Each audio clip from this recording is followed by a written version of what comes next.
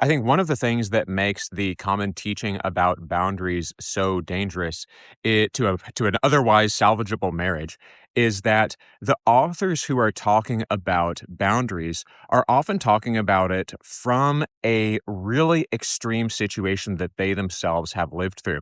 So it's not uncommon at all to find an author or a creator who's talking about boundaries and perhaps even talking about things like divorce from the point of view of I have myself lived through divorce.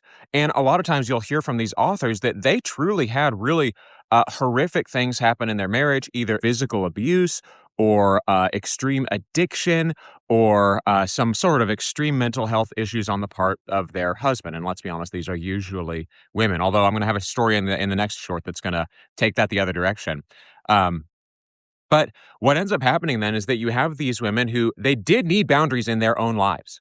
They really did need the boundaries that they used to get out of the situation. But then what happens?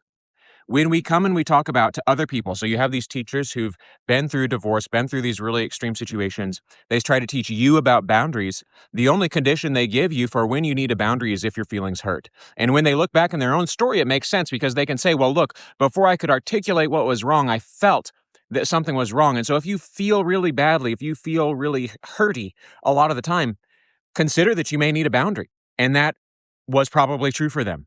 But you can't say that to every hurting marriage. You can't say that to a general audience of people who are trying to figure out how to be happy in their marriage relationships. You can't say, if you feel hurt, that's a sign that you're not safe. You can't say that. And then you also can't say, if your feelings are hurt, if your spouse can't make you feel better, then you need a boundary.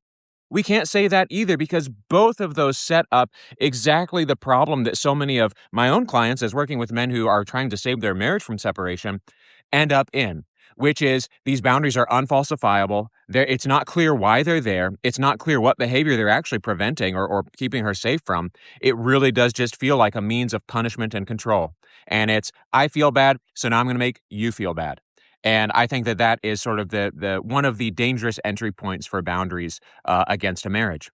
So if you want to hear more about that, go listen to the episode on the Husband Help Haven YouTube channel. But either way, hope this gave you something to think about. See you on the next one.